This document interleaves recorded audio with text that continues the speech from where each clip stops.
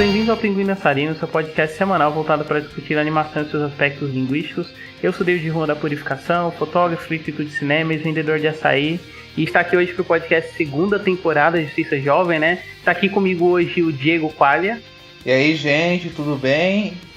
E muitas conspirações e muitas paixões. Está aqui com a gente hoje também o Tavão, do Cine Tavão. Olá, vamos falar dessa expansão de universo, né? Da Justiça Jovem.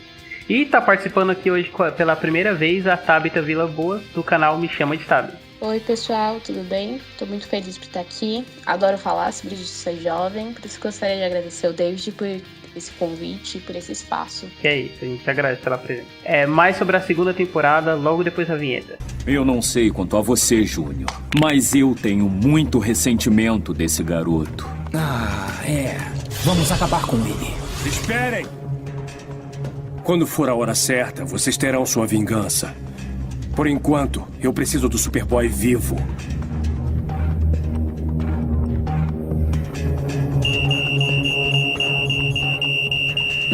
Eu sou um idiota.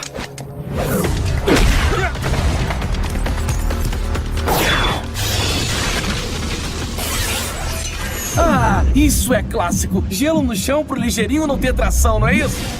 Então, depois de um tempo, né, é lançada a segunda temporada de Justiça Jovem. Fala um pouco pra gente, Tavão, sobre o que fala a segunda temporada. Para surpresa de muita gente, a segunda temporada escolhe fazer um salto temporal de 4 anos com toda uma nova estrutura da equipe, com diversos personagens novos e antigos personagens amadurecidos e para surpresa também de muitos, separados, tendo que lidar com as consequências da primeira temporada e com novos vilões que surgem. Então vamos começar falando um pouco desse salto de tempo, assim, o que vocês acharam da primeira vez que vocês viram, né? Então, cara, a primeira vez que eu vi, né, esse salto temporal, eu admito que eu estranhei um pouco, pessoalmente, assim. Falei, nossa, o que tá acontecendo aqui, hein? Né? Porque a gente até tava conversando disso, que a série começa, a segunda temporada começa com esse salto, né, de tempo, né? Só que curiosamente, acaba partindo de um ponto que ela tava seguindo antes, né? Que a gente tava acompanhando antes, né? Então ao mesmo tempo tem um sentimento meio misto, né? E é interessante também que a gente vai entendendo o que aconteceu nesses 5 anos ao passar da série, né? E a gente vai conhecendo os novos membros, entendendo o que aconteceu, vendo aquela expansão de mundo e tudo isso, né? E cria um interesse, mas ao mesmo tempo cria uma estranheza que vai meio que passando com o tempo, sabe? Assim, então é uma decisão que eu achei ousada o que eles fizeram, né? Como começar assim, sabe? Ainda mais que na primeira temporada ela termina com um gancho, né? Com vários ganchos, na verdade, que a série vai lidando com muita coisa com o tempo mesmo, né? É muito louco isso, né? Porque ao mesmo tempo que a gente tem esse espaçamento de 5 anos, né, entre uma temporada e outra, a temporada escolhe lidar exatamente com as coisas do jeito que terminaram, né? Então você tem, ao mesmo tempo que você tem a trama direta se desenvolvendo a partir do final da primeira temporada, em que a Liga da Justiça ficou sumida, né, por 12 horas, se eu não me engano. Os personagens se encontram numa configuração totalmente diferente, né? É bem estranho, assim, esse salto de tempo. Mas eu gosto porque isso acaba acho que justifica melhor, assim, essa estrutura dos 4 primeiros episódios, que eles são basicamente setup de onde tá cada personagem, o que cada um tá fazendo, né? O primeiro arco ele é dividido em 2 partes, né, de cada episódio, em que você acompanha 2 multões simultâneas, uma acontecendo em Han e outra acontecendo em Thanagar. E aí depois nos outros episódios a gente vê um pouco como é que tá o Aqualad, o Arqueiro Vermelho. O que vocês acharam, assim, desse conto? Eu gostei. Ele de início, ele assusta pela questão do salto temporal, porque você presume que agora que eles tinham se formado como equipe, se presume que a história talvez seguiria um ritmo mais cotidiano de super-herói, uma coisa mais, vamos dizer assim, de Liga da Justiça, né? Só que dos jovens, né? Mas aí ele escolhe criar toda uma estrutura ali que existem vários subgrupos e aí tem toda essa ruptura que não é explicada a princípio. Você percebe ali que o Aqualad, ele parece que é um traidor E aí tem personagens que se aposentaram, personagens que não aparecem, e você vai entendendo. Eles fazem um quebra-cabeça realmente com esses subgrupos, que aí eles colocam vários personagens novos que você até vai se afeiçoando bem a eles, como o Besouro Azul e o Bart Allen. Eles sabem lidar muito bem com eles. Outros acabam sendo mais protagonistas em episódios específicos. Mas acho que eles conseguem lidar bem com o que foi deixado lá no passado e com as novas ideias que eles ficam colocando. É interessante ele não ser didático a princípio, né? Ele vai direto para a ação e você vai entendendo ali pelos diálogos, né? Que tem alguma coisa fora do comum e tal, cria também uma certa importância para a equipe, né? Por conta do incidente com a Liga no espaço, né? E também eles acabam se entregando mais à animação meio futurista, né? A gente comentou no outro podcast que eles não lidavam tão bem com o cenário urbano. Aí nesse eles parecem que abraçou mais o sci-fi, né? Total. E uma coisa que eu acho muito que eles não só abraçam o sci-fi, como eles abraçam o sentido de homenagear a própria DC, né? De fazer várias homenagens, de juntar vários personagens clássicos, né? Você falou do Bart Allen, né? Ele entra na série meio como isso, né? Ele entra como tipo um fanboy da própria DC dentro de uma série da DC, né? Eu acho muito legal esse conceito do personagem, né? Que aí ele fazendo piadinha com o avô dele, que é Flash, aí com outro Flash, aí com... né, que ele até chama os tataravós de consideração dele, né? Que é sensacional, né? Eu acho que esse episódio eu gosto muito porque é como se fosse uma celebração, né? Uma celebração daqueles heróis, dos laços deles, sabe? Eu acho que o Bart Allen traz um alívio cômico muito bom pra série que funciona bastante, né? Eu gosto muito da cena lá que zoa o nome do Dick, né? Nossa, seu nome é Dick. Não, é legal esse negócio com os nomes, né? Porque eles também fazem essa piada com o nome do... É que essa piada só funciona em inglês, né? Não funciona em português. Mas a piada com o Ricardito, porque em inglês é Speed, né? E aí o Kid Flash chega e ele não é. O Speed é outro cara, apesar dos livros de história não especificarem bem o porquê e tal. Só que isso que vocês comentaram sobre a série abraçar o sci-fi e tal, nossa, eu achei que isso fez a série ganhar muito, porque como o Tavon comentou, né, no outro programa, todo cenário que acaba sendo urbano, ele soava meio estático demais, né, e aqui a gente tem uma variação maior. Por exemplo, a gente tem cenas de Inhang, e a gente tem o Tribunal Intergaláctico, tá sempre se esforçando pra compor coisas diferentes, né, a Expansão também, que acaba sendo os vilões da temporada, eles têm um design todo próprio, que é uma coisa que meio lembra inseto, sabe? Vira a personalidade da série, essa coisa de operações especiais, operações com sci-fi futurista, sim, né? É interessante essa abordagem de operações com super-heróis. Com certeza. Eu não lembro de já ter visto isso antes, mas funcionou bem ali, porque tem toda essa questão da mídia e tal, envolvido. Então tem todas essas ações aí por baixo dos panos, né, deles. Com certeza. É engraçado, né? A gente tinha falado lá no podcast anterior que Young Justice parecia uma série de televisão produzida pelo J.J. Abrams, né? A gente tinha comentado, né? E aí eu acho que essa segunda temporada me lembra um pouco Star Trek, algumas coisas. Na missão... Sim. Tem cena de julgamento, né? É interessante ver como a série foi se desenvolvendo, né? Como que o Greg Eastman e o Brandon Vietti, né? Que é o outro criador da série, junto com ele, né? Que tinha feito The Batman também, não sei, acho.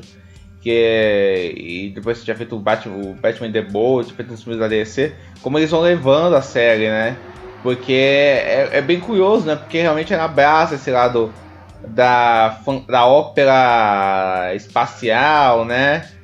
E também de muitos conflitos bem melodramáticos, né? Até, eu acho, assim. Algumas coisas até eu admito, não sei vocês, assim, mas nessa temporada, eu não sei vocês, mas até essa questão amorosa, né? Dos personagens, que já tinha muito na primeira... Acho que vai ganhando até muito mais corpo, né? Vão surgindo mais triângulos, né? mais casais vão surgindo, né? Acho que eles lidam bem com a relação terminada ali da Miss Marty e o Superboy.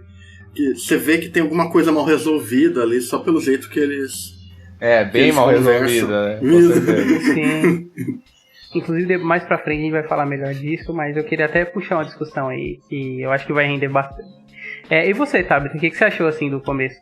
Eu particularmente adoro esse salto temporal de 4, 5 anos e como a série vai construindo pra gente ir descobrindo aos poucos o que aconteceu nesse espaço de tempo. Eu enxergo que tem 2 pontos principais. O primeiro, a questão da política dos extraterrestres, que é a temática da segunda temporada. Faz sentido ter uma demora para ter uma resposta de outro planeta alienígena para vir a temporada que a gente acompanha agora. Todos eles maduros, em contraste com os novos integrantes da Justiça Jovem. E é muito legal de ver essa interação entre eles, como que eles estão se comportando nas missões também, eu acho genial. E também, sobre essa questão dos relacionamentos que vocês citaram, é muito... eu não sei o que escrever, a não ser dizer que eu adoro ver essas fofocas, essas intrigas de casal e juntando as peças. Então, é muito melhor do que só ver entregadinho o que aconteceu com eles e ver eles se resolvendo com o passar da temporada. É simplesmente genial de assistir. É muito legal mesmo essa parte. Eu também gostei muito, assim, do começo. O primeiro episódio nem tanto, eu acho que por escolher focar muito, não nos membros antigos, né, porque o primeiro é mais o enfoque à nova missão, os membros antigos eles acabam partindo pro segundo episódio. A Mulher Moça, né? Mulher Moça? Sim, Moça Maravilha. Moça Maravilha, Mulher Moça é foda, né? É aquele personagem lá da Sociedade da Virtude, que depois de esbarrar com o homem na rua ganha o poder de ser um homem, né? É o homem. Olha aí. Mas tipo assim, o primeiro episódio, quando eu terminei de assistir, até mandei mensagem pra Tabitha falando, acho que na minha cabeça eu gostava mais da série, assim. Mas aí conforme eu fui vendo os outros episódios, eles foram desenvolvendo o restante dos personagens.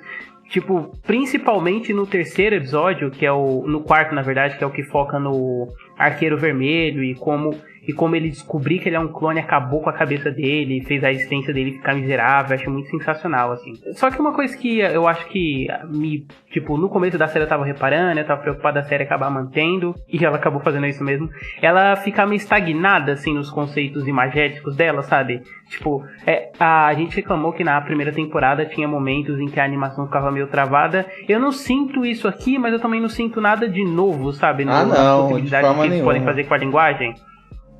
Eu acho que o máximo que tem, assim, é que eles tentam criar uma identidade visual pro Impulso enquanto ele corre, sabe? Enquanto o Kid Flash a gente sempre via ele correndo meio que na terceira pessoa, então a gente sempre vê a volta dele. Pro Impulso é quase sempre na primeira pessoa, e a gente vê a animação do cenário desacelerando em volta dele, e aí eles colocam um som sonoro da batida do coração, sabe? Até pra diferenciar sei lá, porque o conceito narrativo do personagem, né, porque ele tem uma toada muito diferente dos outros, né? E meio que isso une visualmente, né? Mas é verdade, cara. Eu acho que realmente ela segue um padrão muito tão imagética que é muito normal, sabe? Do que a gente já tinha visto na primeira temporada. Acho que ela é funcional, né?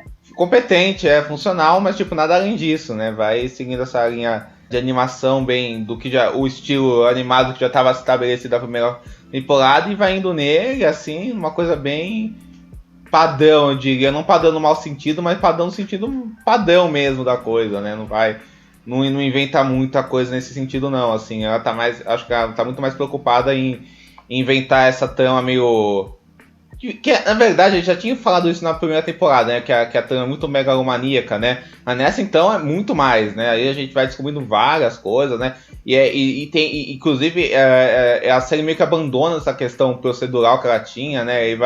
Aí tem uma trama central na temporada toda, com alguns relances de trama procedural, e vai seguindo nisso, tal, não sei o quê. Eu admito que eu gosto disso. Mas uma coisa que você até citou o Bart Allen, pra falar desse negócio da animação ficar meio estagnada, essa coisa meio padrão. Eu acho que o Bart Allen até ajuda a série Eu acho que ele dá uma certa leveza pra série, assim, porque às vezes, talvez seja um incômodo meio bobo meu, eu acho que Justiça Jovem é um pouco impostada demais, algumas coisas na série, sabe, da trama e tal. Não sei, acho que é uma série que se leva muito a sério, né, assim, ela é muito séria, tal, não sei o que, não no mau sentido, não é tipo, sei lá, Zack Snyder e tal, não quero falar mal da série aqui. Graças a Deus já bateu nosso bingo de falar mal do Zack Snyder. Sim, eu falei justamente pra bater o bingo, né. As minhas mãos, do que você é feito? De muito músculo e muita maldade. Aí eu acho isso, assim, a série se leva muito a sério, uma narrativa bem séria, tal, não sei o que, eu acho que isso funciona muitas vezes.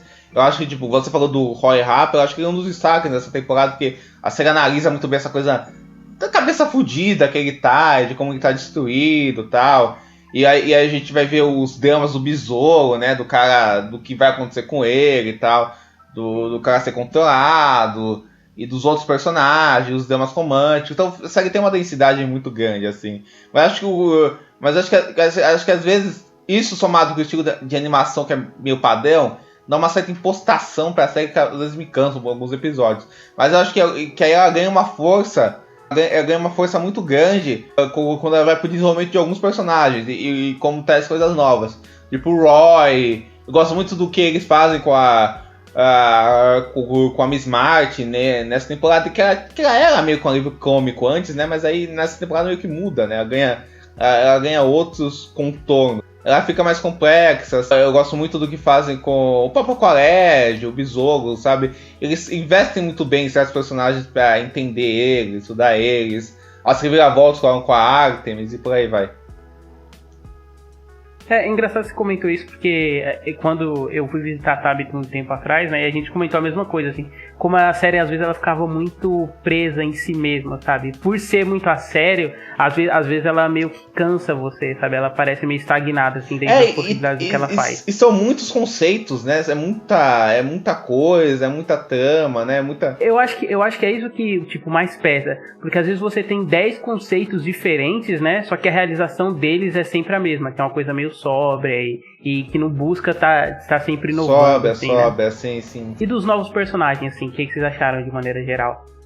A gente já comentou que todo mundo amou, né, o Impulso, o Bart Allen, mas a gente teve bastante adição na equipe, né? A gente teve a Batmoça, a Moça Maravilha, o Arsenal, e a gente teve os fugitivos, né, que foram construídos por fora ao longo dessa temporada. O que vocês acharam?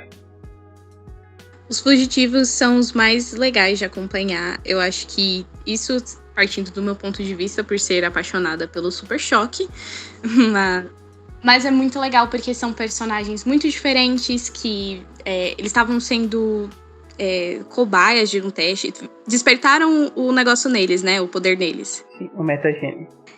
Mas é sempre muito legal acompanhar e entender que eles têm as próprias motivações e eles são muito imprevisíveis, porque você acha que esse monte de jovens com superpoder vão querer entrar na Justiça Jovem, na Liga da Justiça, algo assim.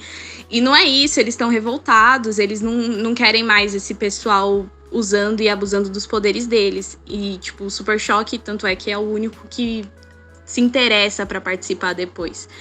Então, assim, dos novos personagens, eu diria que esse é o grupo que mais dá destaque, assim, que eu gostaria de ter visto mais ainda. Meu também. Aliás, tipo, só um comentário avulso, mas vocês repararam que os fugitivos são, tipo, versões recalchutadas dos personagens dos Super Amigos? Lógico. Tem o Tai, que ele é tipo o chefe Apache, o poder dele, em vez de crescer, é fazer a projeção gigante. Eles amam e tem fazer o menino isso, lá, né? que é tipo o Eldorado, né? O Eldorado, eles amam fazer isso. O Liga da Justiça tinha também isso de reimaginar os Super Amigos e tal. Sempre tem essas coisinhas, né? Acho muito legal, né? Ele juntou com o Super Choque, também adoro o Super Choque e tal. Então, muito legal os fugitivos. Admito que eu ia ter visto mais a Batgirl, porque eu adoro a Batgirl, adoro ela, assim. E eu acho ela meio desperdiçada um pouco, assim. Acho que podia ter... Já que chamaram ela para ser um novo membro da equipe, né? Eu acho que podiam ter investido mais nela, assim. Acho que fica relances, mas acho que podia ter mais desenvolvimento, assim. Gosto o Impulso, eu adoro. Acho que foi a melhor adição pra série. A Moça Maravilha também. Acho que entra um pouco no que a gente falou da Batgirl, mas com diferenças, eu acho. Isso que você comentou mais cedo do impulso, né? Tipo, dele chegar como fanboy da série. É legal que, tipo assim, eu acho que ele se encaixa perfeitamente no grupo, porque ele trabalha uma coisa que é sobre o que tipo, ele é um personagem que o arquétipo dele tá ligado ao tema da série de maneira geral, que é essa coisa do legado heróico, né? Ele fala, eu sou do futuro, faço parte do legado heróico de vocês, sabe? É muito natural o jeito que ele se entrega. Total. E aí eu acho que é isso, cara. Eu acho que uma adição boa que a série teve, que eu até tava comentando em off com vocês, foram os vilões, né? Eu acho que os vilões, cara, foram sendo uma adição muito boa pra série, que é a organização lá que acaba sendo criada, né? Que é a expansão. Eu acho que eles realmente são ameaçadores, eles são vilões que trazem uma ameaça, que trazem uma gravidade, de um peso muito grande, assim, acabam sendo intimidadores de fato, né, pela personalidade deles, e acabam causando consequências muito grandes, né, pros personagens e tal. Acho que são melhor desenvolvidos do que os vilões que a gente já tinha na série, e continuam meio que mais o mesmo, né, assim. Mas uma coisa assim que eu não gosto, né, nos novos personagens é o design do Noturno, assim, acho muito feio. Do Mutano? Do Mutano Noturno, do Mutano, assim, acho, sei lá, não me pegou, assim. Cara, então, eu achei até engraçado você falar isso, porque eu gosto muito desse design dele mais animalesco, sabe? E tipo, e depois no episódio em Han a gente percebe que na verdade essa não é nem o design padrão dele, ele que fica assim, porque ele se sente mais à vontade, assim. Mas eu acho que todo mundo concorda com você, só eu que discordo, porque na terceira temporada ele sofre por uma mudança de design, né? Ele fica mais parecendo com um Mutano padrão, assim, que a gente conhece. Não parece um macaco, assim. Eu gosto dos novos personagens, só que tem alguns personagens, igual falou aí, da Batgirl e a Moça Maravilha, até o Tim Drake é um pouco assim, que é personagem que só ele é marcante, assim, tipo, realça a personalidade dele, mas ele é mais pra encher pra ação, né? E pra explorar o universo. Os que acabam sendo melhor desenvolvidos é esses aí que falou. Tipo, o Bart, ele é muito bem usado, ele funciona muito bem dentro do contexto do grupo. O dilema do Besouro Azul é o que move boa parte da história, porque ele tá conectado com o grupo, ele tá conectado com o arco da expansão, e ele tem uma relação ali que vai surgindo ali com esses vilões, né? Porque ninguém sabe se pode confiar no Besouro Verde. E tem todo esse embate que eles fazem ali, né? Porque tem ele acaba sendo usado para todo o propósito de mídia e de eles se promoverem, né? Os vilões, eles estão invadindo o planeta Terra, mas eles querem o apoio da população, né? O que faz certo sentido, né? Porque se você for eleito como um herói pelo povo, né? Eles serão leais, né? De certa forma. É uma jogadinha política bem legal, que inclusive isso aí bate na tecla várias vezes na temporada, essa parte política, isso aí tanto no planeta Terra quanto no espaço lá, com o tribunal. E eu gostei mais desses vilões. Tirando os vilões da DC, que alguns ali estão só pra encher cena, né? Tipo, parecem ali, tipo, o Ra's al Ghul, né? Pois é. Deathstroke. O que melhor funciona desses clássicos, eu acho que é o Arraia Negra, que tem uma relação interessante ali com a LED. Ah, sem dúvida. Eles têm um respeito e ele entende, até o LED entende ele, vê ele com uma certa honra, mas não concorda com as atitudes criminosas dele. E os vilões aí da expansão, né? Eu acho que o Besouro Cinza, mesmo que ele não seja uma grande mente, eu acho ele bem imponente. Gosto. Ele é aquele vilão brucutu, né? De super-herói. Eu acho que ele funciona bem pra ser esse cara que meio que um general, né?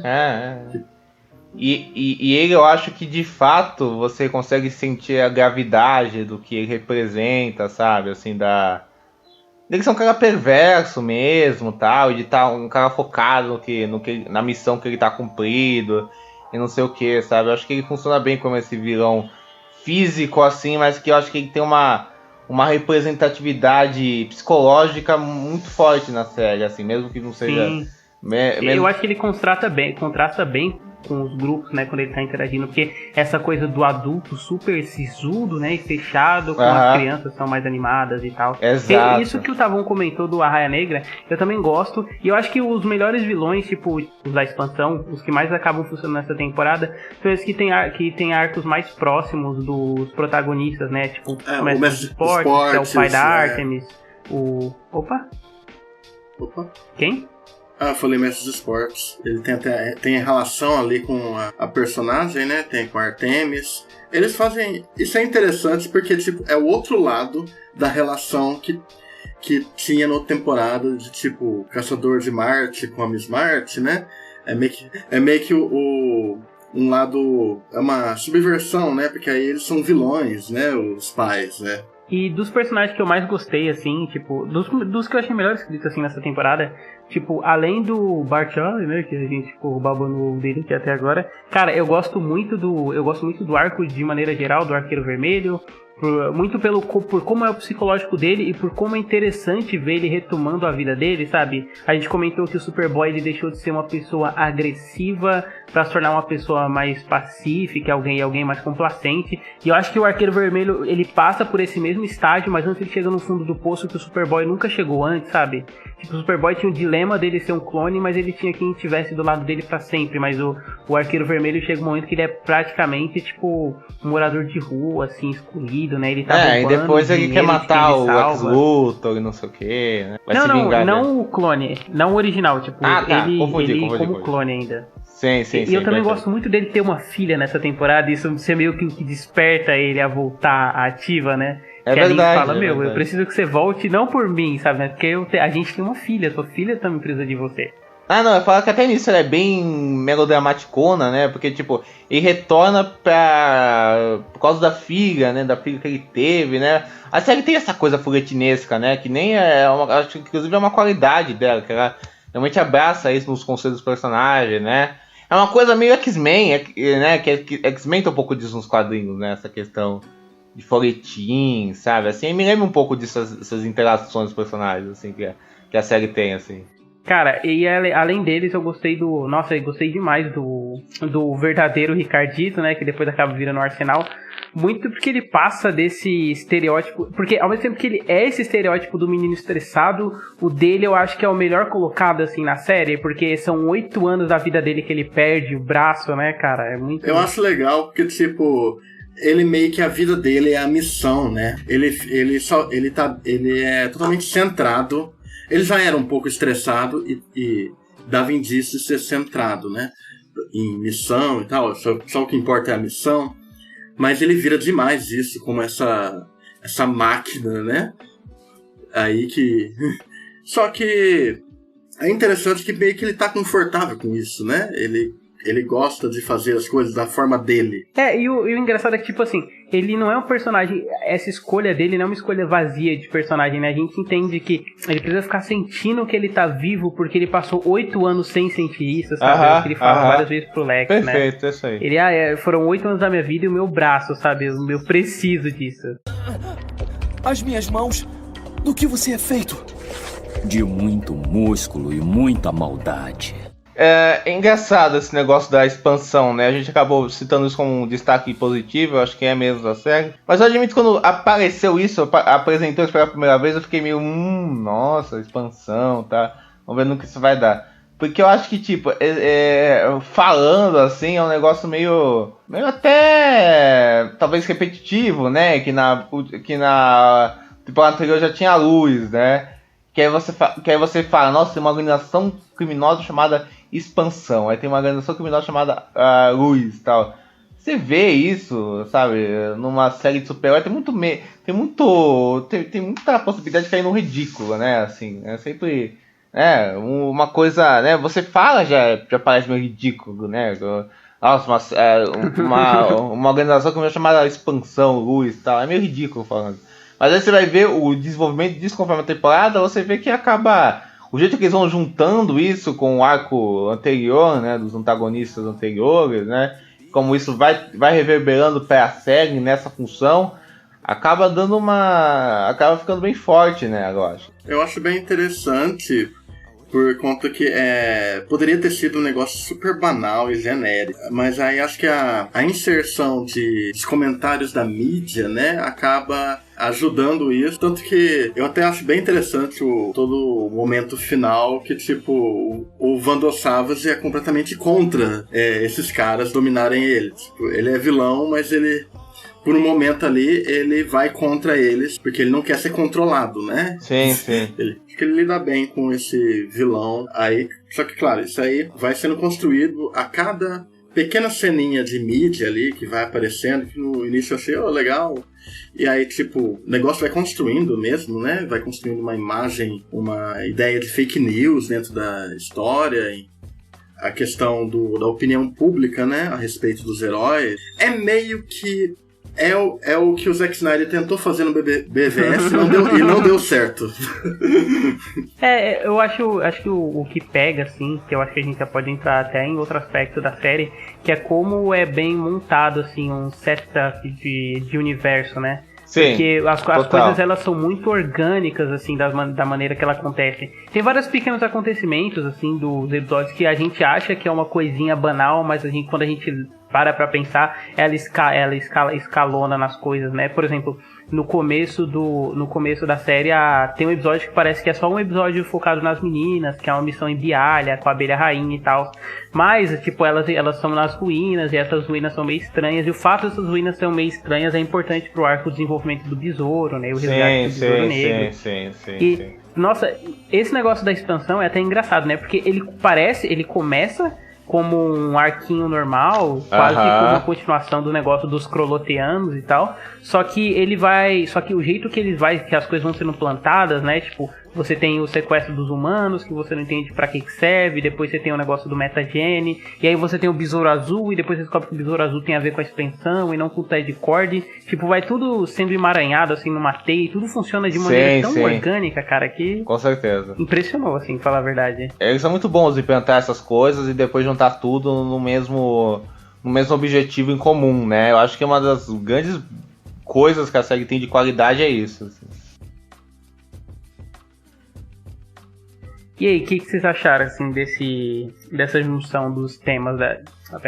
E aí, o que vocês acharam, assim, desses temas trabalhados na série, sabe? Esse negócio da expansão, esse jogo político, né? Porque eu acho que de todas as temporadas de Essa Jovem é a mais política de todas. É assim que a gente tá sempre tendo relances de televisão, vendo o que a opinião pública acha. As maiores derrotas nessa temporada são derrotas políticas, né? Não físicas.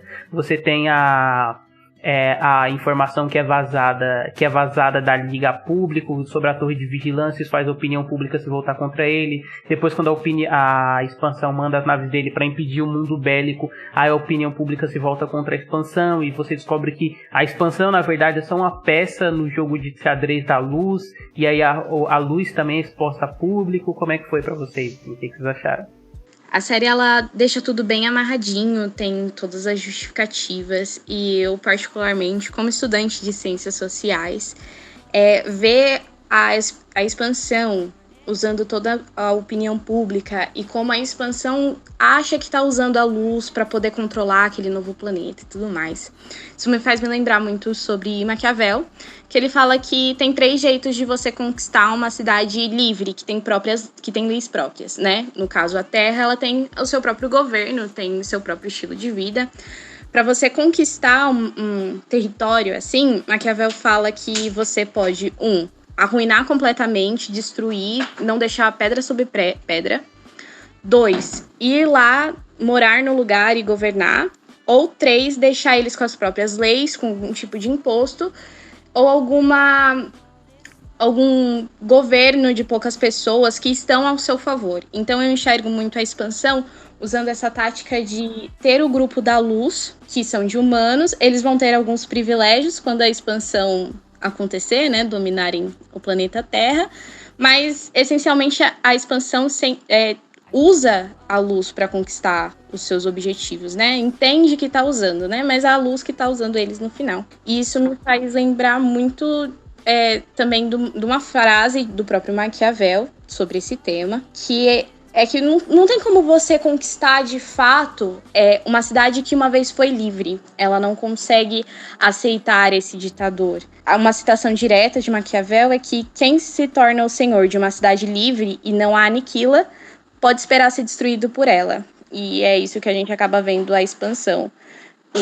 O grupo da Lucy voltou contra a expansão, também tem a resistência da Justiça Jovem, da Liga da Justiça e tudo mais. E eu achei muito interessante como foi tudo abordado nessa segunda temporada, essa parte política. E uma coisa que eu também achei legal desse aspecto político é como pequenas coisas... É que assim, a série, na época, ela ainda era voltada para um público infanto-juvenil, né? Ela não ia bater tanto em pautas sociais e tal. Mas tem pequenas coisas assim que eu acho que ficam socialmente legais, mesmo que não tenha sido a intenção, sabe? Tipo, quando a expansão tá brigando com a luz, eles estão discutindo sobre o que eles vão fazer com a humanidade. E aí eles falam que a humanidade vai ser escrava deles, né? E aí, tipo assim, ninguém dá foda, só quem dá foda é o Manta Negra, falando que ele não vai ser escravo. E eu acho muito interessante, tipo, no contexto, ele ser um homem negro e ele se negando a voltar a esse processo de escravidão, sabe? Uhum. Sim, até porque ele seria o único que entenderia isso, né? Daqueles que estão ali, né? Então faz sentido ser ele que se pronuncia contra, né? Que é o único que liga pra isso, né? É um toque interessante da série mesmo, isso é verdade, bom. É engraçado porque a Luz, ela é autoritária, né? Só que ela é uma autoritária que se vende como não autoritária, né? Como uma justificativa. Porque na prática a Terra ela já vive sobre a Luz não, desculpa, a expansão. Porque na prática a Terra já vive sobre a Terra já tem o seu próprio governo, e a Terra está no setor espacial que já tem sua legislação própria, que é o negócio dos lanternas verdes, né? E é engraçado como a Luz usa dos próprios aparatos políticos das pessoas para assim, a expansão no caso. Ela usa dos próprios aparatos políticos do planeta e do universo para entrar, né? Tipo, eles têm um tratado com o Guardião de Oa, e aí a lei dos Guardiões diz que eles não podem invadir o planeta, eles têm que ser convidados. Aí eles se fazem ser convidados, colocando escondido e sabotando o planeta, né? Acho muito interessante também. Tem que dar uma legitimidade, né? Pro golpe que eles estão aplicando. Sim, com certeza, com certeza. Eles usam as brechas, né? Que existem na sociedade, nas leis em geral. Tem toda aquela questão que eles fazem ali com os refrigerantes, né? Para secretamente, aos poucos, né, controlar a mente deles. Nossa, isso é legal demais, porque, tipo assim, o que eles falam que vão fazer é que eles não conseguem... É isso que a Tabitha falou, que não dá pra você acabar com a liberdade de verdade de uma cidade que ainda foi livre, que já foi livre, e aí eles querem acabar com a liberdade indiretamente. Então eles vão colocando um negócio que deixa o povo anestesiado, e é o que o Mongo descreve, né? Ele fala, vai chegar um momento que as pessoas não vão mais nem ser pessoas, então eles vão ser um monte de nadas que são escravos da expansão. Eles não vão conseguir ser capazes de combater. Eu até ver isso, na minha cabeça eu associei com o Brasil, não? É o capitalismo, cara, porque ele é um sistema autoritário que tá sempre privilegiando uma elite, só que a pessoa que tá abaixo, ela nem tem mais essa noção, né? Pra ela tá tudo bem. Ela tá anestesiada, né, no capitalismo, e ela nem vai lutar contra. É uma pessoa invisível, né, com certeza. Mas uma coisa que eu acho interessante, né, que essas discussões políticas que a gente tá trazendo pra série, né, se você parar pra pensar, elas são bem sofisticadas, né? A série consegue inserir ela de uma maneira sofisticada, essas discussões, sem acabar sendo didática, né? É bem natural, né? Como a trama da expansão vai expandindo. É isso, né? É bem interessante, né? Como essas discussões políticas vão entrando de um jeito que faz sentido, que é bem inserido na trama, na narrativa, né? E quem são aqueles personagens. Assim. Uma coisa que eu acho legal é que, assim, eu super gosto quando a narrativa de uma série fictícia ele busca um paralelo no mundo real e tal. Mas eu não gosto quando a leitura ela só depende do mundo real, sabe? Tipo, sei lá, por que o vilão de tal coisa é assim? Porque o presidente Trump é assim nos Estados Unidos. Tipo, ok, faz sentido no contexto social que a coisa está inserida, mas não faz tanto no sentido diegético, né? E eu acho que o que tá rolando na nossa discussão aqui sobre Justiça Jovem é muito isso, porque a discussão da série, ela é própria dela. Ela reflete o momento político em que a série estava sendo feita, com certeza. Só que ela funciona muito diegeticamente, né? Então a gente acaba sempre tendo mais de uma leitura do que só a leitura social precisa, né? Eu acho acho que ela lida bem com esses elementos de forma que é meio que cíclico, né? A gente consegue captar muito dessas ideias e associar nos dias atuais. Que ele consegue pegar esses elementos sociais e políticos e eles, apesar de ser central, eles não pesam a mão e ela não se contradiz no momento. Não, com certeza. Eu acho que também que isso que o David falou, eu acho que qualquer obra realmente relevante, são as obras que conseguem ir por esse caminho mesmo, né? Da discussão política dela é muito maior do que um momento só, né? É uma discussão política que reverbera para sempre, porque tá artisticamente ligada a ela, né? Acho que o Cientista Jovem tem um pouco disso. Acho que as questões que a gente tira dos vilões são questões que permanecem eternas, porque a série, né? Pelo que a série se propõe, é uma discussão que é um pouco mais sofisticada do que se poderia esperar dela, sabe? Assim, e aí ela permanece com essa força, né? As discussões políticas dela, assim. Gosto muito disso, assim, na série. Uma coisa só ligada a isso que me incomoda, mas não muito só, é que, tipo assim, uma coisa, eu acho a série também, eu acho que... a gente já tinha falado isso no podcast anterior, vai voltar a isso. Mas, assim, eu acho que também ela tem isso... O Lex Luthor, ele sempre parece muito inteligente na série, né? Ele sempre parece muito inteligente na série, né? Mas é engraçado, assim, que eu vejo a série tratando essa inteligência dele, né? Mas eu não consigo acreditar tanto nela, sabe? Eu não consigo acreditar tanto nele como esse personagem que tá sempre um passo até... Na frente, não, na frente é ótimo. Na frente dos caras, né? Na verdade, assim, eu não consigo comparar ele tanto quanto o personagem. Talvez seja isso, né? Aí eu não consigo comparar essa coisa dele tá à frente de todos e de tudo, por mais que a série desenhe para isso, sabe? Assim, eu acho que isso fica meio perdido nela, assim, não sei vocês. Eu acho que é porque a construção de outros personagens faz mais sentido. Quando aparece o Vendel Savage fazendo isso, tramando na escuridão, você entende, né? Tipo, no episódio do julgamento, você vê ele lá sentado na poltrona e você sabe mais ou menos como a situação se desenrolou. Só que o Lex, ele é um personagem que aparece pouco, no caso. E aí, boa parte das cenas que ele aparece são meio bravata, assim, porque você nunca vê ele realmente, de fato, fazendo alguma coisa, né? Ou estando nos lugares, mas ele tá sempre um passo. Então soa muito mais um negócio que é discursivo do que um negócio que é construído pra você. Sim, com certeza. Eu acho que é mais ou menos o que a gente comentou na primeira temporada, que era o problema dos vilões que se tinham, que tipo assim, eles se valiam mais pelo conhecimento prévio do espectador de, esse é o vilão do Batman, entendeu? E a mesma coisa do Lex Luthor, tipo, esse é o Lex Luthor, o cara mais inteligente do mundo.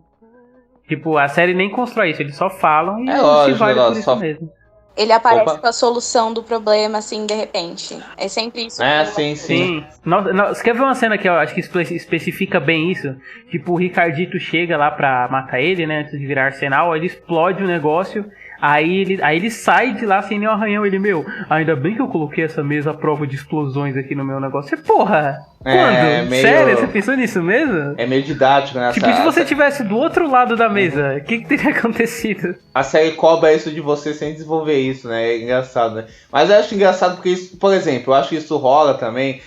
Isso rola também com outros personagens, mas eu acho que aí faz sentido, porque, por exemplo, eu acho que isso da série querer dizer algo porque algo que ela diz que quer que a gente saiba previamente ao invés de construir, eu acho que rola, por exemplo, nas relações com os personagens clássicos, sei lá, Super-Homem, Batman, né? Que a gente não vê eles realmente na série, né? Eles estão lá por estarem lá e são uma coisa meio até chapada, vamos dizer assim, né? Sim. Eles, né? Aliás, eu gosto bastante que o Cid reclamou no primeiro podcast, né? Falou que não queria que eles ficassem só à sombra da Liga e tal. E é legal que nessa temporada a primeira coisa que eles fazem é se livrar da Liga, né? E da maioria dos membros mais velhos, assim.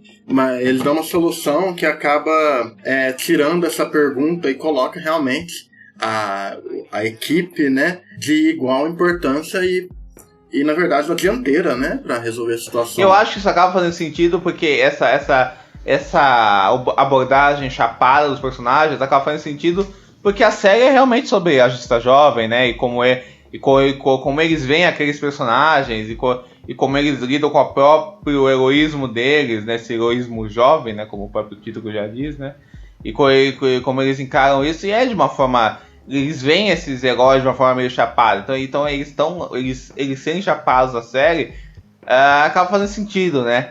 Já a questão do Lex Luthor, ele ser chapado na série, por a série cobrar esse sentimento dele acima de todos e de todos, de tudo e de todos, né? Eu acho que acaba ficando meio distoante, assim, um pouco. Então, eu acho que o Lex é o personagem que mais evidencia isso. Os outros eu acabo aceitando melhor, né? Eu comentei o negócio do Vendo Savage, mas ele faz mais presente.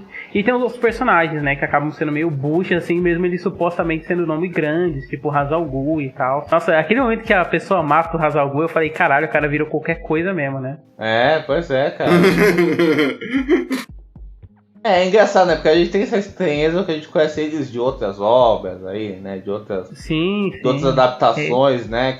Que eles estão mais fortes, né? Então acaba causando essa estranheza mesmo, né?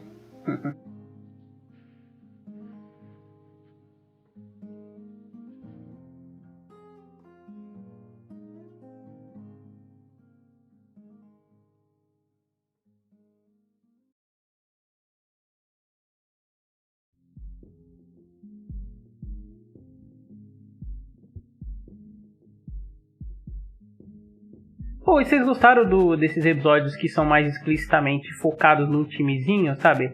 Tipo aquele que mostra só as meninas e depois aquele que mostra a nova equipe, tipo aquele que é o Arsenal, o Impulso e o Besouro invadindo a base de milho lá, a plantação de milho. É meio que a aventura da semana. Devia funcionar melhor semanalmente, provavelmente. Então, mas é bem a aventura da semana, né? Eu acho. Então, eles são, só que ao mesmo tempo, nessa temporada principalmente, eles se preocupam muito mais dessas aventuras estarem integradas, né? Então esse negócio, por exemplo, esse do Ricardo tem um peso, né, no que vai na trama no geral. Sim, tipo, como eles descobrem o neutralizante lá do refrigerante, é nesse episódio que eles invadem a fazenda e tal. E eu gosto muito dos pequenos momentos de interações, assim, dos personagens, sabe? Que é uma coisa que eu até no começo da série eu tava achando que não ia ter, porque parecia que a trama tava ficando muito complexa, mas mesmo assim eles arrumam uns espacinhos, tipo, o Superboy ele tem um arco lá com a Miss Martin, né, em que ela altera a mente dele e ele acaba terminando com ela. Que, aliás, deixa eu perguntar pra vocês. Tirando a Tabitha aqui, todo mundo viu o Legion, né, e tal. Vocês não acham que, tipo, é o mesmo esquema que o David faz com a Cid, de apagar a memória da pessoa pra ela continuar ficando com ela? Sim, né? Se você para pensar nesse sentido, eu acho que é parecido. É que eu achei muito engraçado isso, porque em Legion, tipo, é que é engraçado como os personagens se veem, né? Porque a Megan, ela tem a total noção de como isso que ela fez mal pro Connor, né? Terrível, e o discurso do Connor, assim, é muito forte. Ele fala, tipo, você apagou minha mente pra fazer eu esquecer que eu tava bravo com você, e depois de tudo que a gente passou, você acha que eu não reconheceria seu toque na minha mente? Você não acha que eu não sei o que o seu toque significa pra mim? Eu falei, porra, que discurso forte, sabe? Todo o arco da Megan nessa temporada tá muito mais denso e pesado, com ela, tipo, aniquilando a mente do pessoal, assim, sem dó. Chegou, apagou a mente da pessoa, vazou sem se importar. Até que ela faz isso com alguém que é próximo dela e é ela que tem que arrumar a bagunça. Eu acho que assim, ó, perfeito do jeito que é abordado. É muito bom. É muito bom. Eu gosto muito do arco dela nessa temporada. Até quando ela se envolve com o menino lá. Qual é o nome dele, inclusive? É, esse aí. Eu acho muito bom. Inclusive é muito forte. Você falou que a cena do Superboy falando com ela é forte. A cena que ela vai falar com o menino lá, que ela termina com ele também é muito forte. Nossa, é demais, porque, tipo assim, ela manda real pra ele, né, fala que, tipo, não é que ela ama ele, mas é que ela ama o fato dela não se sentir triste sozinha, e é isso que ele oferece pra ela, e isso não é amor, né, isso é egoísmo da parte dela. Momento BoJack Horseman da série. E até coincidência, porque uma amiga minha tá passando pela mesma coisa aí, de terminar e voltar com o namorado. Acontece. Mas além deles, eu gosto bastante de algumas relações entre os personagens menores, assim. Eu gosto da Abelha, porque ela é uma adição nova, né? Eu gosto do arco dela com o Malcolm, que no começo, assim, eu não conseguia sacar, porque ele parecia um cara só meio forte e bobão, assim, e ela é uma menina inteligente, né? Que trabalha com ciências. E aí tem aquele episódio que no mundo bélico, em que ele fica jogando indiretinha pra ele. Adoro garotos que ficam com o meu lado. Pelo menos a Supermoto não me abandona, né? A Supermoto não me deixa sozinho. Aí depois você descobre que é porque ele é inseguro, porque tipo, ela tá com ele desde a escola e hoje em dia ela é uma cientista brilhante, ele não faz nada da vida, né? Ele tem medo dela abandonar ele. E vocês, que outros arcos assim vocês acharam proeminentes nessa temporada? Vocês acharam mais legais? curto pra caramba o arco da Artemis como tigresa. Ela tendo que tá lá do outro lado. Porque a gente não viu o Aqualad se infiltrando, mas a gente conseguiu ver a tigresa. E aí ela tendo que enfrentar o pai dela. É bem legal. Gosto também desse, eu gosto muito desse, assim. Inclusive eu gosto muito do episódio que descobrem quem eles são, né, na real. Porque eu acho que lembra um pouco essa coisa de filme de infiltrado, sabe? Sei lá, Donnie Brasco, essas porra aí. Agente duplo. Acho que é legal. Agente duplo, exatamente. Eu acho muito legal esse episódio. E acho muito bacana. Nossa, aqueles episódios aquele episódio que é no submarino, ele é tenso, né, cara? Porque ele é só num espaço fechado e você tem uma ação limitada por parte dos personagens. Eles estão sendo olhados pelo exterminador que tá em um outro canto e aí o personagem não pode agir. Putz, é muito foda. A Meg tá sem poder. Nossa, é verdade, ela tá só pode usar o poder psíquico ainda de maneira limitada, né? E o Aqualad vendo tudo acontecendo e tendo que ficar parado, porque ele tem que manter as aparências. Ele só se mete na hora certa. Isso é uma coisa que eu acho legal, que acho que é um tema pra muitos personagens essa temporada, que é essa dessintetização deles em relação ao ambiente, sabe? Eles têm que ser alguém que eles não é. Isso acontece com alguns personagens que eles vão recuperando ou criando uma identidade, tipo o clone do Ricardito, que vai passando a se enxergar como uma pessoa, e pro Aqualad e pra Artemis é o oposto disso, né? Porque eles têm que ser uma pessoa diferente e tal. Com certeza. Mas de arcos eu acho que são mais esses, assim, o que a gente já falou lá do Besouro, da Artemis que a gente falou, do Aqualad, assim, da Miss Marty, eu acho que são os arcos mais bem desenvolvidos, assim. O próprio Superboy tem um arco muito bom, né? Apesar dele não ter tanto tempo de tela e tal, mas quando se fecha o arco dele é interessante e tal. Mas acho que são mais esses que tem mais um destaque nessa temporada. Não, são eles mesmo. O que vocês acharam de eles, tipo, deixarem alguns integrantes do time antigo de lado? Tipo, a Zatanna, o Kid Flash mesmo, que quase não aparece. Ah, cara, admito que eu senti falta deles, viu? Eu acho que poderia ter tido mais deles. Assim. Eu acho que poderia ter tido mais de muita gente, inclusive, eu acho. Assim. Acho que a série desperdiça alguns personagens, pra ser sincero, pra falar pra você, assim. Eu acho que tem alguns personagens que ficam muito de lado, assim. Eu acho que teria como equilibrar mais, eu acho, assim, a aparência deles, assim. Achei de boa tirarem eles de cena. Eu imagino que o fã de Wall-E deve ter ficado puto quando viu a temporada, porque ele praticamente não aparece, né? E ele aparece só pra um momento épico especial, ali no final. Então, eu tava achando que tinha ficado de boa, super de boa eles não aparecerem e tal, terem só pontinhas. Mas aí no último episódio, penúltimo na verdade, quando aparece o Kid Flash, cara, foi tão meio que nostálgico, assim, foi gostosinho rever ele em ação, sabe? Aí eu falei, porra, podia ter aparecido mais mesmo. Mas nada que afetasse a experiência, assim, sabe? Esse negócio. Até porque eu acho que os personagens novos são muito interessantes individualmente. Até o Tim Drake, que é o novo Robin, né? Que ele acaba não passando por nenhum arco explícito, mas dá a entender que ele tem a mesma coisa do Robin, de querer ser uma pessoa bem sucedida nas missões, sabe? Sim. Mas, por exemplo, o Tim podia ter aparecido mais também, né? Já que colocaram ele como um novo personagem. Eu acho que faltou não tanto dos antigos, mas talvez, já que eles trouxeram personagens novos, dá uma densidade maior pro Tim, pra Donna, pra Bárbara, né? Esses personagens aí, né? É só pra ação mesmo que eles aparecem ali, o Tim, a Batgirl, a Moça Maravilha. Que desses novos aí, o próprio Mutano também, é a figuração aí do universo DC mesmo, que eles focam no Besouro Azul, no Bart, até nesses fugitivos aí, né? Eles têm tem um arco pequeno ali, mas tem um bom arco ali, né? Dá pra ver que tem uma densidade dramática ali no Super Choque, em todo aquele grupo ali. Então, eu acho que, tipo assim, o problema dos outros personagens foi só não aparecer. Porque toda vez que um personagem aparecia, ele acabava ganhando desenvolvimento. Tanto que vocês comentaram aí de como os fugitivos são legais. Cara, em um episódio só eles resolvem a maioria das coisas, sabe? Você sabe que a menina é uma imigrante que não sabe falar a própria língua, que o cara lá que parece o protagonista do Cowboy Bebop tem problemas com o pai, que o Ty ele sofre porque o padrasto dele é um cuzão, e o Virgil ele tem família, mas ele não pode voltar porque é perigoso e tal. Isso tudo em um episódio só, né, cara? Eu tenho a impressão que, assim, o uso dos personagens, eles estão muito mais pra chegar naquele objetivo da missão. Tipo, é mais um negócio literal. Tipo, aí toda a narrativa é construída pra que cada um tenha uma função bem específica. E eu não sei vocês, mas pra mim fica até um pouco cansativo, porque é sempre o Robin faz a coisa certinha pra solucionar o problema. E a Batgirl também, ela... Sei lá, ela tirou a foto das paredes esquisitas, que depois apareceu e resolveram um problema. Isso chega a ser um pouco cansativo e, sei lá, parece que é meio automático dos escritores. Não pensar, tipo, a dinâmica da interação dos personagens e colocar realmente um desafio que seja difícil para eles resolverem. É sempre, esse vai ser o desafio? Esses são os heróis mais qualificados e mais preparados. E aí são eles que estão lá. Não importa a situação que aconteça, eles resolvem um problema na hora. Aí é meio chato, parece que... Eles perdem, mas parece que eles não perdem. É chato não ter a sensação que eles estão perdendo.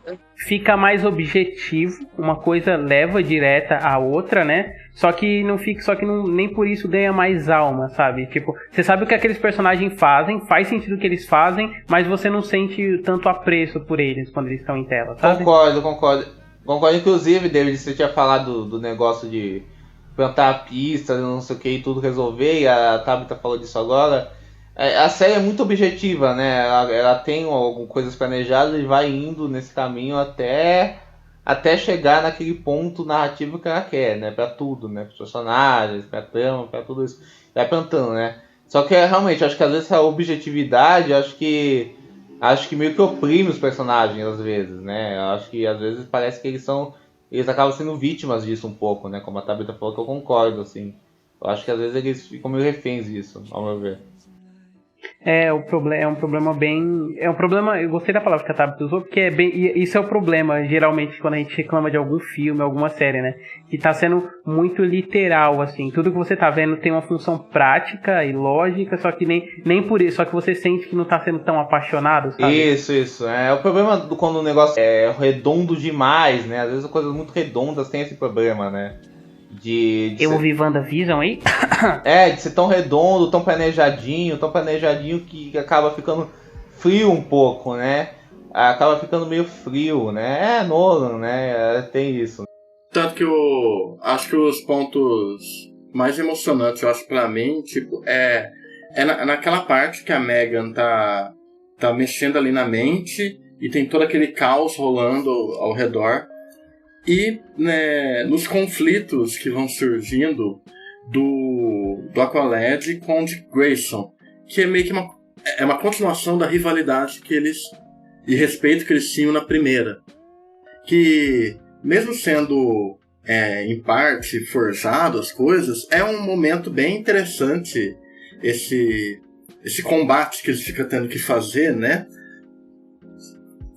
Eu acho que é um dos momentos ali que dá pra ver realmente uma luta realmente bem emocionante e tal, até por conta que serem vamos dizer assim, que é os dois mais habilidosos, né, em técnica de combate que tem no grupo, né, tirando assim, tipo, que não tem superpoderes, tantos superpoderes, né.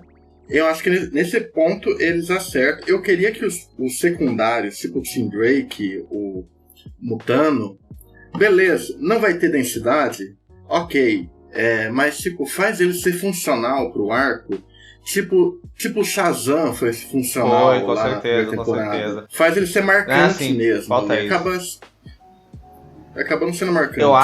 Eu acho assim que também rola um negócio, acho, na série, eu percebo isso, talvez seja errado, mas eu percebo isso, que eu acho que esses personagens tipo Mutano, Batgirl, Robin, eles devem pensar assim, nossa, esses personagens já são muito famosões, já foram muito feitos em vários lugares e tal.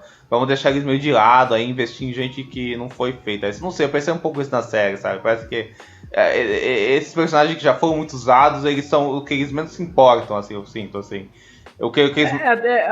Até pra não virar meio que um Jovens Titãs 2, sim, né? Sim, e até porque a série já vinha logo depois de Jovens Titãs. Acho que o que eles queriam era fugir das comparações mesmo, assim. Já estavam loucos pra fugir disso, né? Acho que eles queriam mais isso mesmo, assim. Então eles pegam esses personagens mais... Mas assim... Pode falar. Eu prefiro que a série faça isso e erre do que, por exemplo, já spoilando um pouco da terceira temporada, aconteça na terceira temporada, entendeu? Que você vê, sei lá, pela 100ª vez o arco do Cyborg perdendo o corpo e blá blá blá blá, entendeu? Não posso falar, não vi a terceira temporada ainda, não posso falar, mas do que você diz eu concordo. Assim, acho melhor o erro pelo diferente do que o erro pelo comum, né? Sempre melhor. Pelo mais do mesmo, né? Com certeza, né? Sim.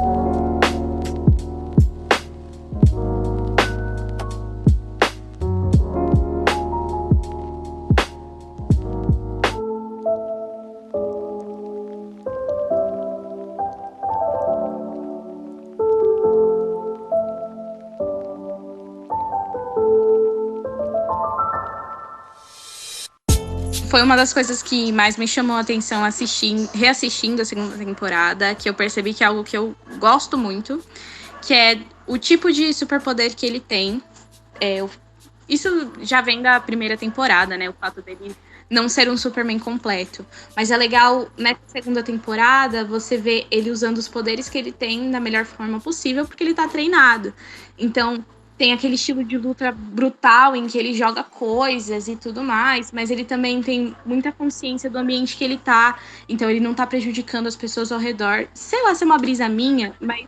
Não é não, cara, jamais. Tanto que tem uma cena assim que eu achei que isso ficou bem... Eu tinha até notado e acabei esquecendo de falar. Mas tem uma cena que isso fica bem evidente pra mim, que ele vai entrar disfarçado em uma das naves, assim. E ele pula, ele dá aquele hiperpulo, só que na hora de aterrissar, ele aterrissa quase caindo, assim, que é pra ele não fazer barulho, entendeu?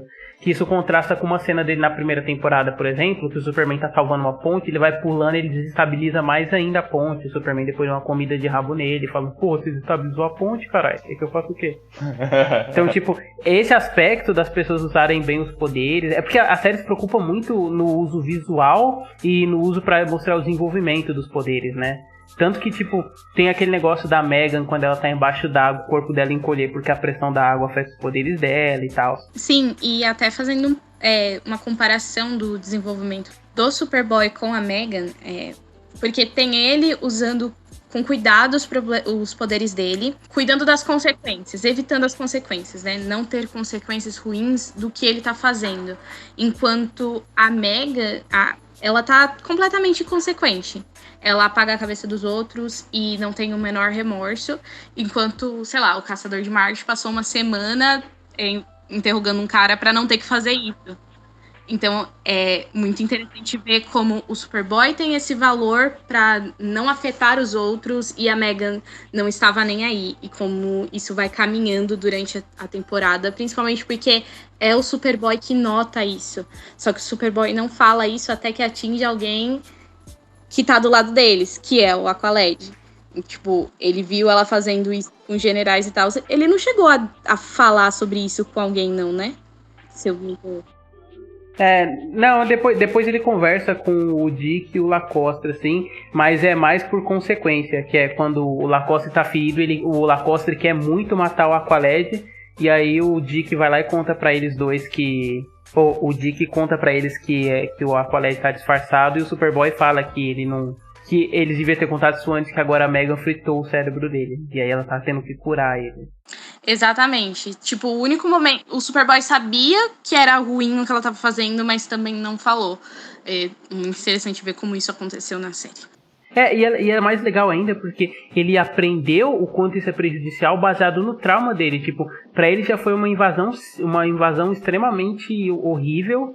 Ela só apagar que ele tava bravo com ela, né? E agora imagina ele deixar a pessoa catatônica, que também é uma experiência que ele já passou, né? Na primeira temporada, quando o Simon dá aquele choque mental nele. Eu gosto disso porque eu acho que mostra que a série é muito responsável, assim, com as ações dos personagens, sabe? Tipo, várias vezes o personagem toma uma ação, assim, que parece que vai inibir ele de consequências, só que a série não esquece. Tipo, também o Arsenal fazendo merda 2 vezes. Ele explode primeiro a base do Lex Luthor, depois ele explode a base espacial e faz todo mundo desmaiar, só pra ele não ser preso. E tipo assim... Poderia ser só uma ação unilateral pra colocar o personagem como inconsequente, mas nos 2 casos você entende que é porque o personagem tem um trauma, sabe? Ele mesmo fala, eu não vou ser preso. Tipo, quando falam que vão prender ele fica em choque, que ele não quer ser preso de novo, né? Passou 8 anos da vida dele preso. E aí você entende que isso é por consequência do trauma que ele sofreu. Acho que a série é muito precisa nisso. Ah, como eu queria que Sabrina fosse desse jeito. Não sou capaz de opinar. Não, nem eu. Não, eu vi Sabrina, mas não vi nem a terceira nem a quarta. Eu só vi a primeira. Mas desde a primeira tem esse negócio de ela sair sem as consequências das coisas que ela faz. Sim, tem no máximo uma bronca das tias dela. Mas vai ficando pior com o passar das temporadas. Então, se vocês puderem parar na segunda, parem na segunda. Eu vou continuar. Apesar de eu já ter tecnicamente parado na segunda, né? Eu parei na primeira, gostei da primeira, bem até, mas falei na... As minhas mãos, do que você é feito? De muito músculo e muita maldade. Considerações finais e nota, começando pelo Tavão. Eu acho que eles conseguem expandir bastante dos conceitos e do universo e ganhar camadas de maturidade e camadas políticas de um jeito bem compreensível e muito bem trabalhado. Acho que tem sobras, tem coisas que sobram realmente com esses personagens como Tim Drake, Mutano, mas eu acho que quando se trata do núcleo principal, eles desenvolvem um arco bem interessante para o que é esses personagens agora, tipo o Superboy, o Dick, o Aqualad, que eram eles antes. Eu vou dar aqui 4,5, porque eu acho que eles conseguem montar muito bem esse quebra-cabeça, e quando você vê na segunda vez, você já meio que sabe, né, que tá tudo ali, o que vai rolar, reviravolta, mas na primeira vez, realmente eu acho que é um quebra-cabeça muito bem montado. E é bom eu ver o Superboy como um personagem que vai evoluindo cada vez mais na série. Tabitha? Então, eu acho que a história como um todo, ela é bem completa, bem amarrada. Os personagens são muito bem usados para mostrar esse contraste da primeira geração, que agora, 5 anos mais velha, sabe usar com responsabilidade os poderes, as habilidades. Os personagens novos, sempre imaturos e irresponsáveis, ou alguns personagens traumatizados, tudo tem um motivo muito claro e tá tudo bem estruturado. Só que é aquele negócio, não tem a paixão, né? A série não mexe tanto assim com o seu sentimento e não te pega tanto, até pode chegar até um momento de ser meio chato, porque é sua coisa acontecendo. Falta aquele tompeiro, não sei explicar. Eu daria nota 4. Falta o Chance. Então, cara, uma breve história, né, antes, né, quando eu tinha visto o Justiça Jovem um tempo atrás, eu achava que o nível da primeira temporada pra segunda crescia muito, tal, né, que a série melhorava muito e tal. Realmente melhora, assim, mas eu realmente revendo, eu achei que não melhorou tanto, assim, né, eu achei que não deu essa crescida tão grande quanto eu achava que dava. Na sua cabeça você gostava mais, né? Na minha cabeça eu gostava mais da série do que eu realmente gosto, eu acho, assim. Mas, assim, é uma boa série, eu gostei dela.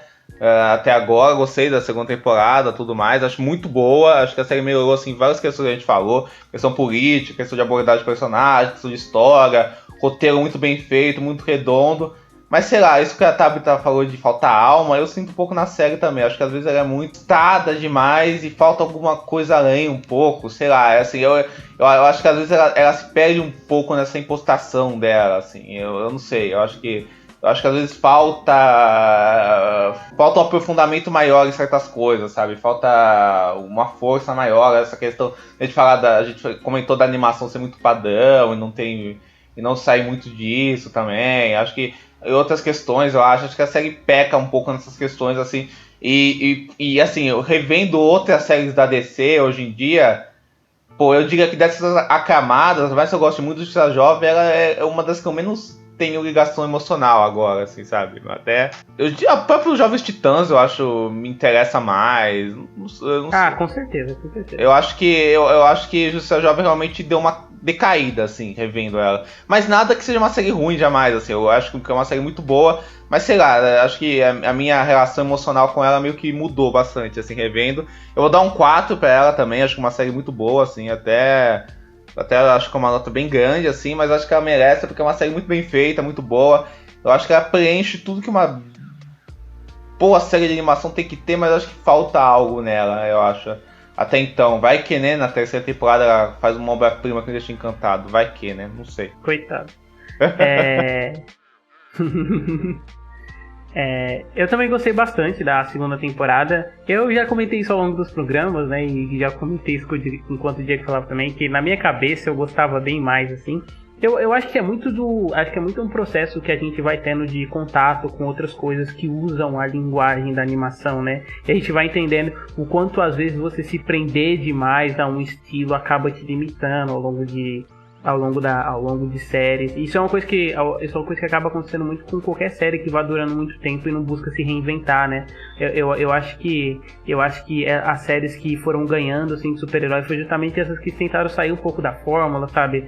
Legends of Tomorrow, aquela que o pessoal fala da Marvel, Agents of S.H.I.E.L.D., o pessoal fazia nas últimas temporadas também tava assim, a série tava buscando se reinventar. O Community, que é uma outra coisa que eu gosto. O Samurai Jack também, que varia o gênero de acordo com cada episódio.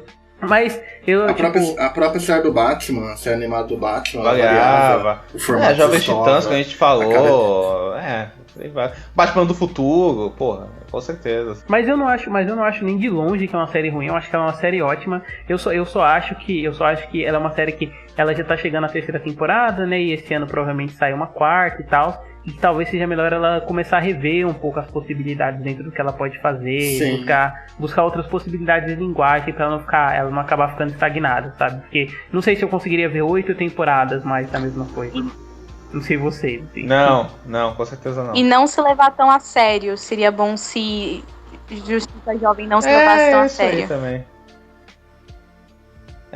Falta uns episódios do Flash correndo com o Lanterna Verde, e o Lanterna Verde ser o cara sério, mas o episódio o protagonista ser o Flash, né? Igual tinha na Liga da Justiça.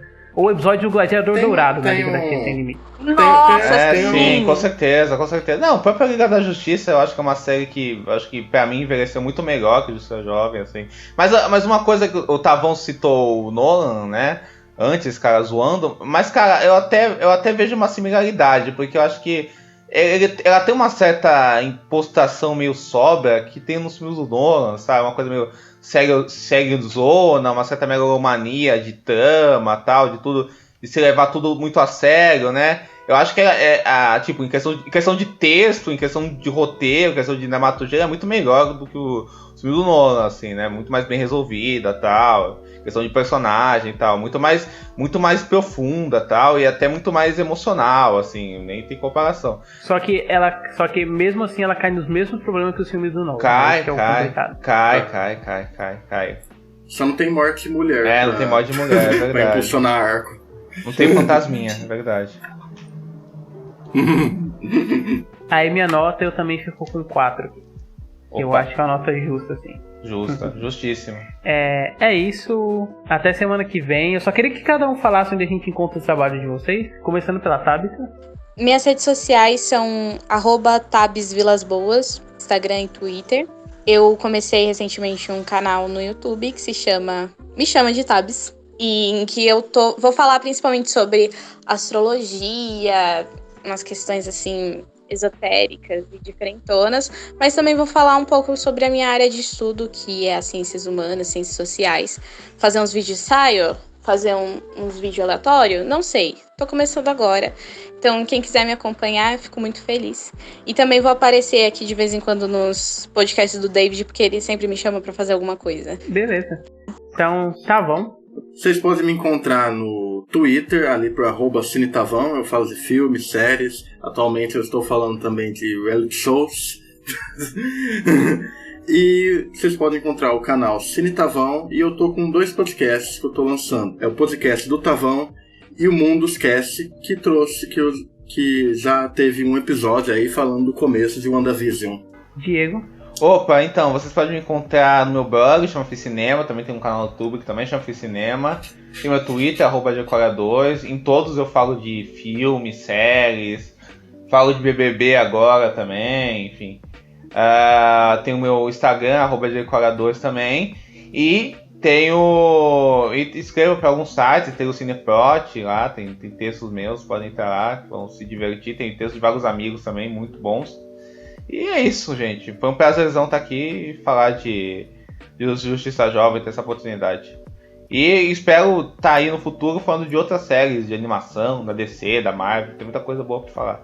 Então é isso, pessoal. Até semana que vem com o próximo episódio.